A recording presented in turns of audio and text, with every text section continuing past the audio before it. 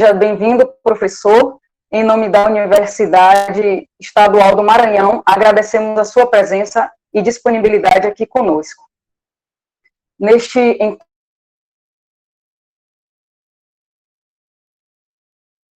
Vochem. Ela é brasileira, vive há alguns anos em Portugal, é egressa da Escola da Ponte, conhece e também é uma admiradora do professor Pacheco. Está conosco hoje para dar o seu depoimento sobre a sua experiência como estudante. Nina, além de escritora, é resenhista, colunista, tem 5 livros publicados, inclusive, em reconhecimento de suas obras como Pessoa que Faz a Diferença, ganhou um importante prêmio aqui no Brasil em 2018. Seja bem-vinda, Nina. Obrigada pela sua presença.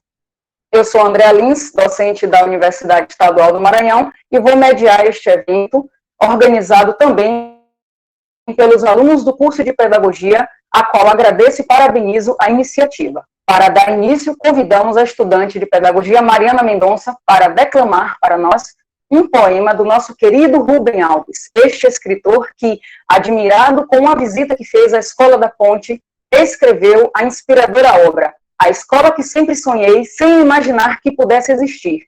Vale a pena a leitura. Com a palavra, Mariana. Bom dia a todos e a todas. Há escolas que são gaiolas e há escolas que são asas. Escolas que são gaiolas existem para que os pássaros desaprendam a arte do voo. Pássaros engaiolados são pássaros sob controle. Engaiolados, o seu dono pode levá-los para onde quiser. Pássaros engaiolados sempre têm um dono. Deixaram de ser pássaros porque a essência dos pássaros é o voo. Escolas que são asas não amam pássaros engaiolados. O que elas amam são pássaros em voo. Existem para dar aos pássaros coragem para voar. Ensinar o voo, isso elas não podem fazer, porque o voo já nasce dentro dos pássaros. O voo não pode ser ensinado, só pode ser encorajado. Rubem Alves. Obrigada, Mariana. E após este poema que muito nos inspira, gostaríamos de conversar um pouco com o professor José Pacheco. Mais uma vez, damos as boas-vindas e agradecemos a sua presença.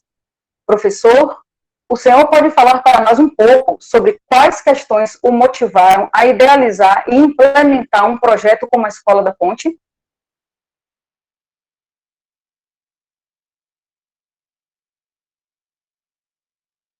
Entrave diante de uma proposta tão inovadora?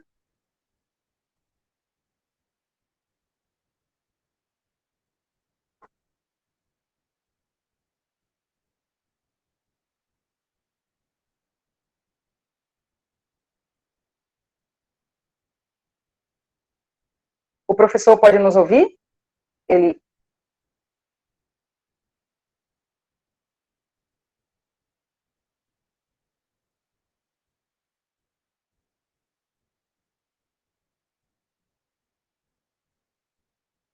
Professor, o senhor ativou o microfone?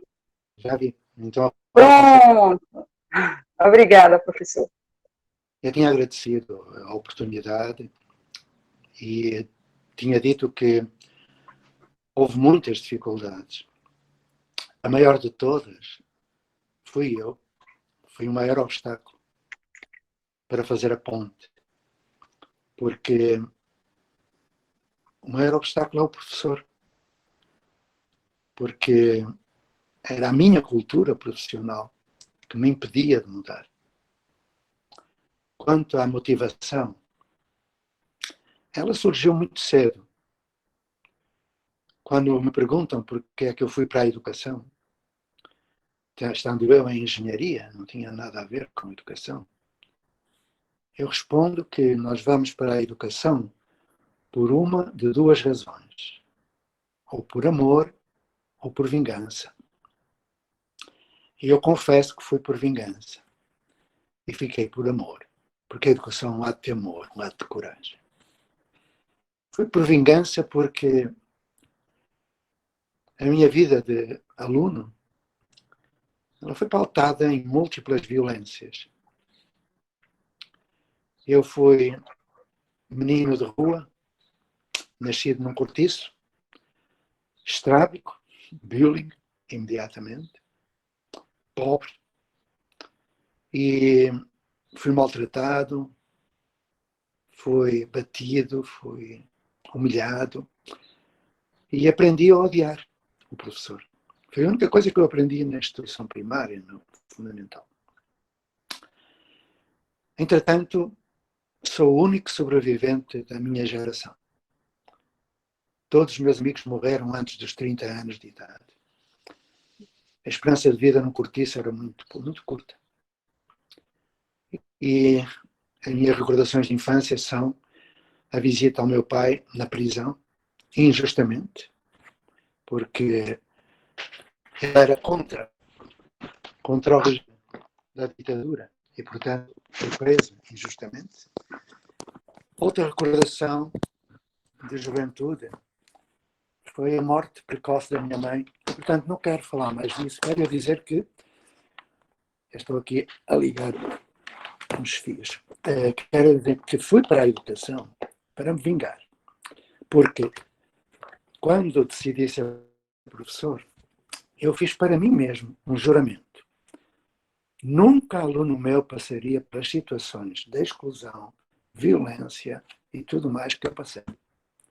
Nunca aluno meu sentiria falta do direito à educação. Nunca. Então, quando fui trabalhar, deparei-me com uma situação de que não me vingava. Não conseguia vingar. Todos os anos havia sempre alunos que não aprendiam. Eu dava as minhas aulas muito bem dadas, bem planejadas, com bons materiais, e havia sempre alguém que não aprendia. E eu não conseguia vingar. Aí caí num grande dilema. Eu não poderia continuar a trabalhar como trabalhava, porque eu sabia que iria reprovar gente. E o direito à educação, ele está na Constituição Federal, está no artigo 205 e 206. Todos os brasileiros, falando agora do Brasil, todos os brasileiros têm direito à educação. Todos. É um direito fundamental. Mas nós sabemos que as escolas condenam mais de metade, segundo o Índice de Desenvolvimento da Educação Básica, o IDEB, mais de metade não veem esse direito negado. Eu caí nesse dilema. Se nós formos ver o índice de proficiência em matemática, não sei se sabem qual é o índice de proficiência em matemática no Maranhão. Eu sei. Então, o índice de proficiência é aquilo que a OCDE diz ser necessário a pessoa possuir para assumir uma cidadania plena. Se quiserem saber, eu digo-vos qual é o índice de proficiência em matemática no Maranhão. Mas estava eu a dizer que eu estava num dilema tremendo, porque não me conseguia vingar, dava as aulas bem dadas, a minha turma era o Ministério mandava e os institutos de formação de professores mandavam os estagiários para a minha sala para me ver dar aula. Eu era um vaidoso, eu dava aula muito bem dada, mas muitos não aprendiam.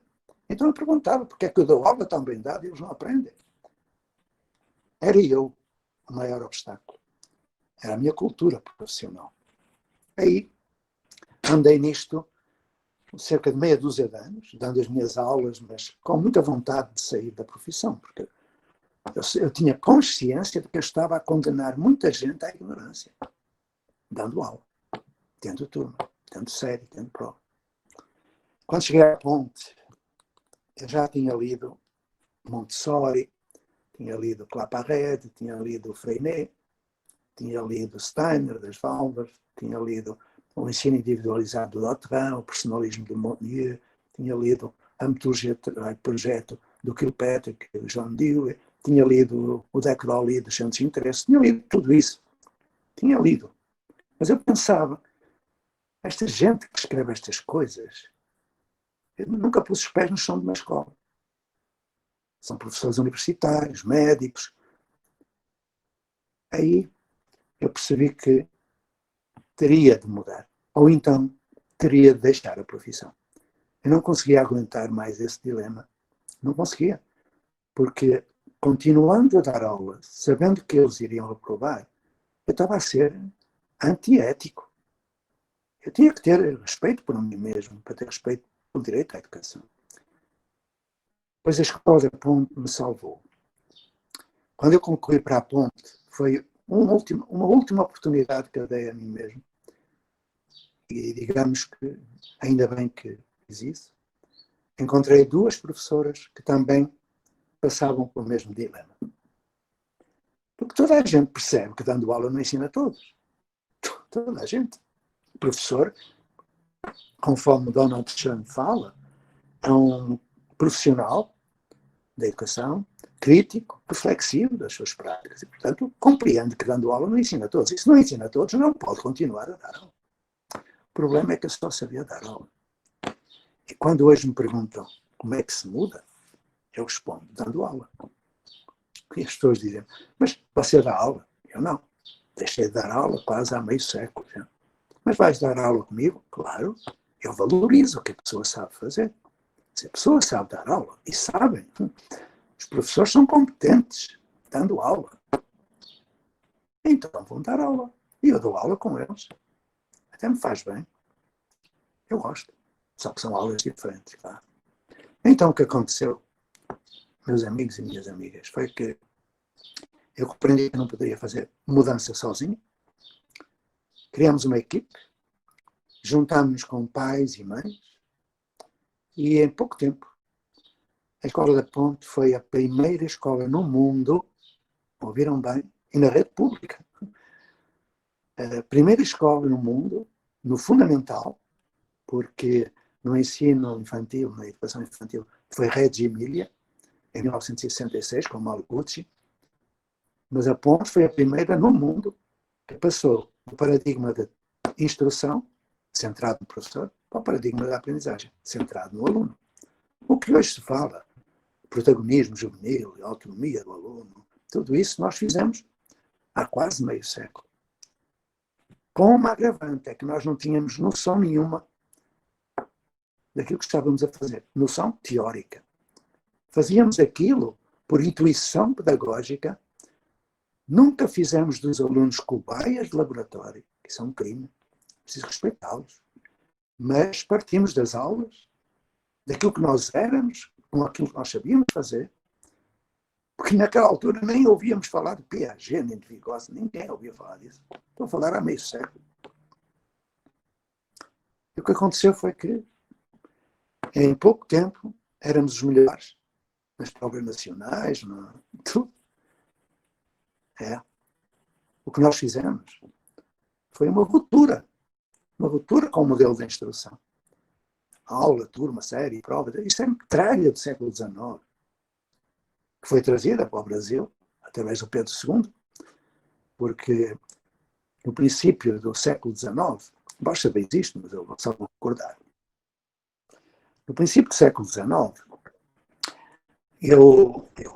o Simão Bolívar e o Santander, dois generais, que estavam naquilo que hoje é Colômbia, Nova Granada, eles tinham aprovado uma Constituição.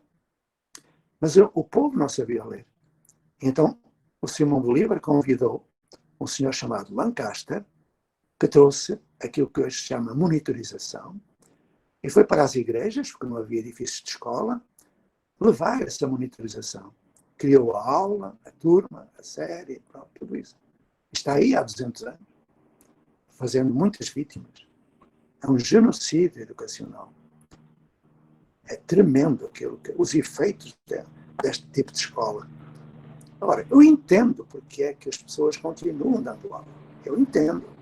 Mas o que eu faço é convidá-los para se emanciparem. Porque hoje, eu já nem trabalho centrado no aluno. Não é ponte. Nem é o âncora, projeto âncora, não é. É muito mais do que isso. Fazendo a transposição do centro no professor para o centro no aluno, nós poderemos fazer depois a transição para o paradigma da comunicação, onde o centro é a relação. Porque a aprendizagem é antropofágica. Eu não aprendo o que o outro diz, eu aprendo o outro. O professor não ensina o que diz, o professor transmite aquilo que é. Estou a falar de quê? De valores. princípios, visão do mundo. Toda a aprendizagem é por imitação. Toda a aprendizagem inclui, para além da cognição, a emoção, o afeto, a ética, a estética, a espiritualidade. O ser humano é multidimensional e tudo acontece na relação, como diz Paulo Freire. Aprendemos uns com os outros, não uns para os outros. Não se prepara para a cidadania, educamos na cidadania, no exercício da liberdade responsável. E a minha liberdade não termina onde começa a liberdade do outro. A minha liberdade começa onde começa a liberdade do outro. Pois é. E se o outro não é livre, não tem direito a ser livre. São outros valores, outros princípios. E isso, a partir das pessoas que são a escola, escolas não são prédios, são pessoas. A partir das pessoas, definindo-se um quadro psicológico, quadro de valores, definindo-se princípios da ação, se redige projetos político-pedagógicos. E a partir daí, tudo é possível. E a mudança acontece. Porque hoje nós aprendemos na intersubjetividade e não individualmente, ou sozinhos, ou perante uma máquina chamada computador. Então, o que eu posso dizer-vos é que já vou longe nesta resposta e que me vou calar para escutar perguntas.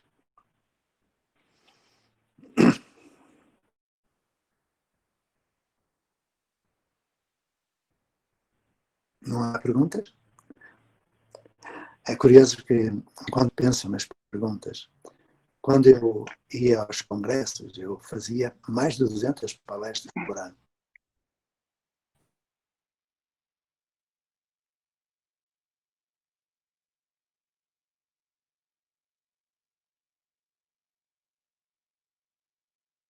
PowerPoint, a sua apresentação, eu dizia, não tenho. Como não tenho? Toda a gente tem, mas eu não tenho. Mas então perguntavam, o que é que o senhor vai dizer? Eu respondia, não sei, ninguém me perguntou nada, como é que eu sei o que vou dizer? Pegava no microfone e perguntava, o que é que querem saber? Sabem qual era a resposta? Ninguém falava. Se alguém esteve numa palestra das minhas, sabe que é assim. Eu pergunto, o que é que querem saber? Ninguém fala. Sabem porquê? Acontece o mesmo quando eu vou ao chão das escolas.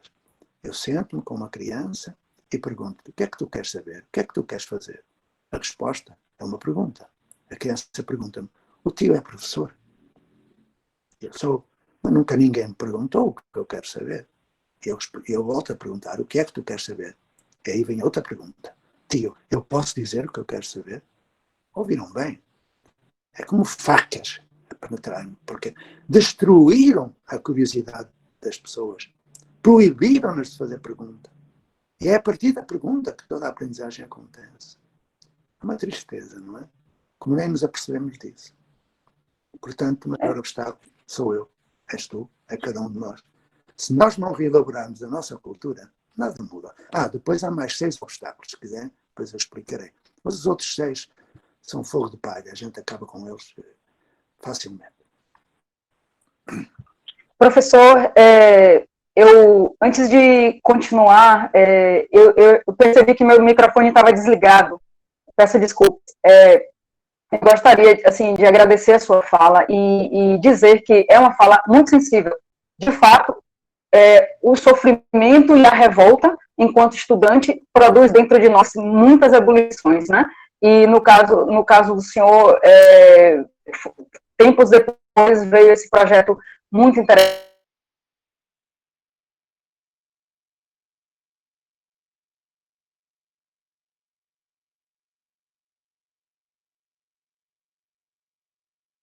E a Nina, em sua fala, eu gostaria assim que, antes até de fazer ao senhor a próxima pergunta, gostaria que ela contasse um pouco para nós como se deu esse processo de adaptação à escola em Portugal, né, Nina? Você que passou por algumas escolas e que aí ainda mora no Porto, né? Então, como foi e como tem sido assim para você, já que você tem 16 anos e naturalmente ainda estuda, né? Como é que tem sido para você esse processo de educação? Tendo uma experiência riquíssima na Escola Ponte, queria que você contasse um pouco para nós, e agora fora da escola, se existe alguma dificuldade nessa mudança, antes de retomar a fala do professor Pacheco, porque temos ainda umas questões para ele também, mas eu gostaria de fazer essa ponte fazer essa ponte, né, com a fala da Nina. Por favor, Nina. Primeiramente, bom dia a todos. Queria agradecer à professora Andréia por ter me chamado para isso. É realmente uma grande honra estar aqui.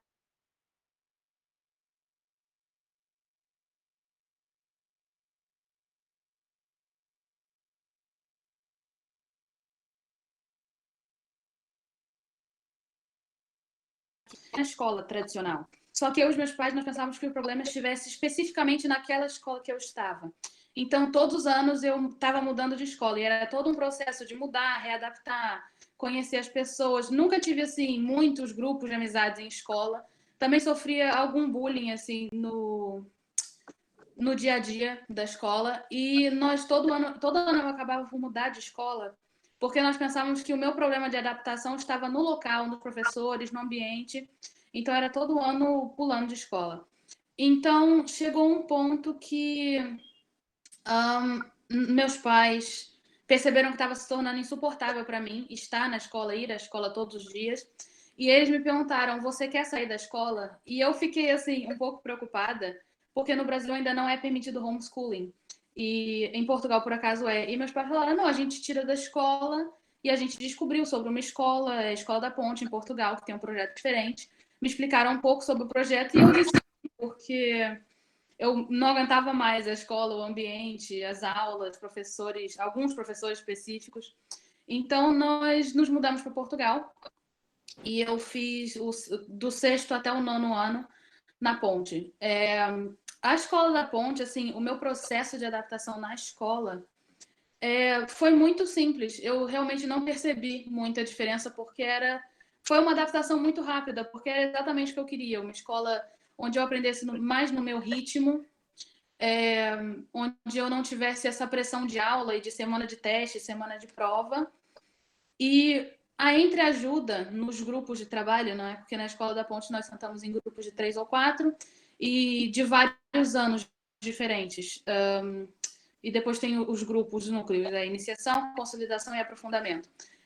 Então, nós sentamos em grupos e sempre houve essa entreajuda. Isso me colaborou muito para a minha adaptação e também para o meu aprendizado. Eu acho que também alguns professores que estão atualmente na Escola da Ponte não estão tão, acho que posso dizer, habituados com o projeto, e isso às vezes atrapalha em determinadas matérias, só que de qualquer forma, assim, com esse tipo de pequenas falhas na escola, foi a única escola que eu realmente me adaptei e que consegui, tipo, passar mais de 2 anos na escola. Eu passei 4 anos na Ponte, e agora eu entrei para o 10º, e a Escola da Ponte só tem até o 9º ano, que é o ensino básico. Então, e eu tive que mudar para uma escola tradicional, e eu sinto muita diferença, assim, e até certa dificuldade em várias matérias. Primeiro pelo formato aula, porque eu não sou muito fã desse formato, porque, assim, às vezes os professores falam e depois tem outra pessoa do meu lado falando e eu não ouço o que o professor disse,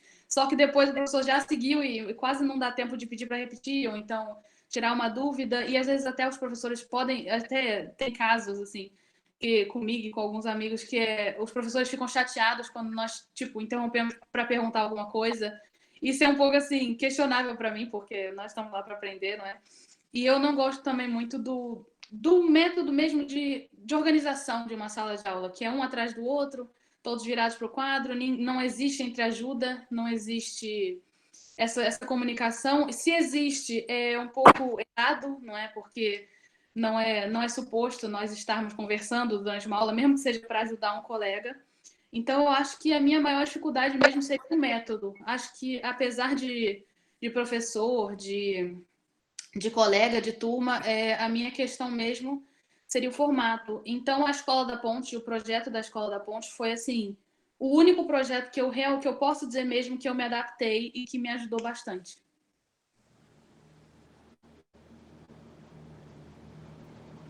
Obrigada, Nina, pelo seu depoimento muito interessante, até que se assemelha um pouco, né, do professor, no sentido de não se adaptar a uma escola. E é difícil a adaptação à escola.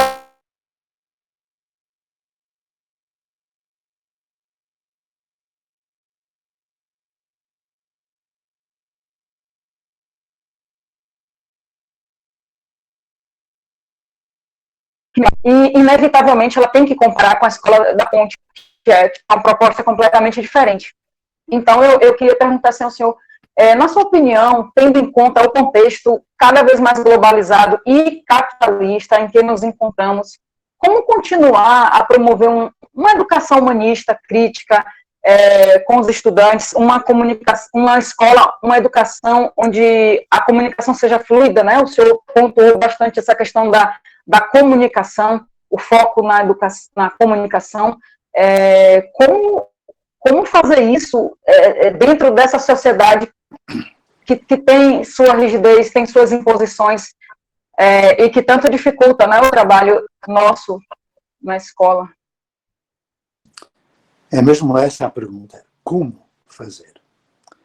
Porque tudo aquilo que eu falo, peço desculpa se pressupuser alguma arrogância, mas tudo o que eu falo é o que eu faço. Não é blá blá blá teórico.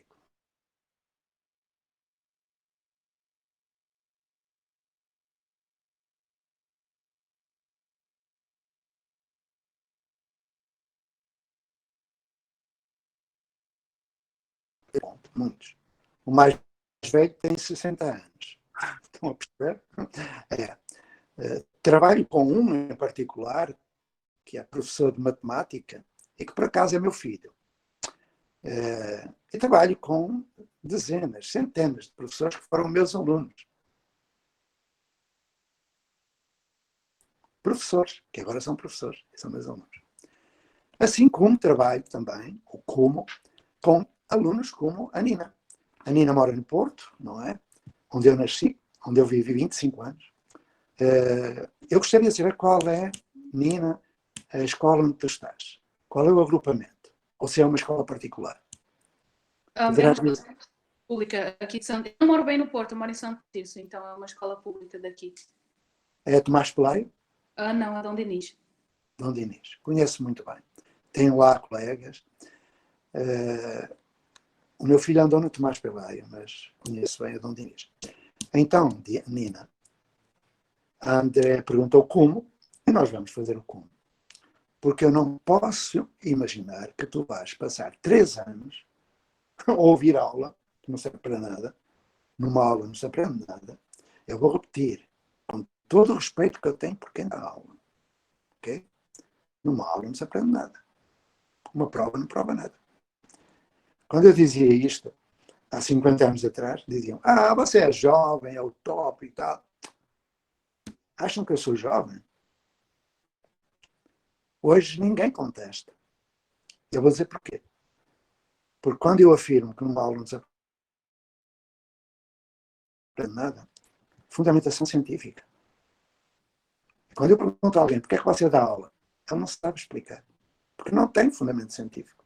Nenhum. Então, Nina, vou responder à Andreia falando contigo. Tu vais procurar na Dom Dinis, agora de modo remoto, não é? Embora já estejam a voltar à escola, que é uma loucura, não é? Mas vais procurar na Dom Dinis um professor que ainda não tenha morrido. Alguns ainda estão vivos, estão por lá. Procura um professor daqueles que tu tens que 6 ou 7 professores, não é? É isso, Nina. Então vê se algum deles é sensível, se algum deles quer tomar uma decisão ética. Uma decisão ética.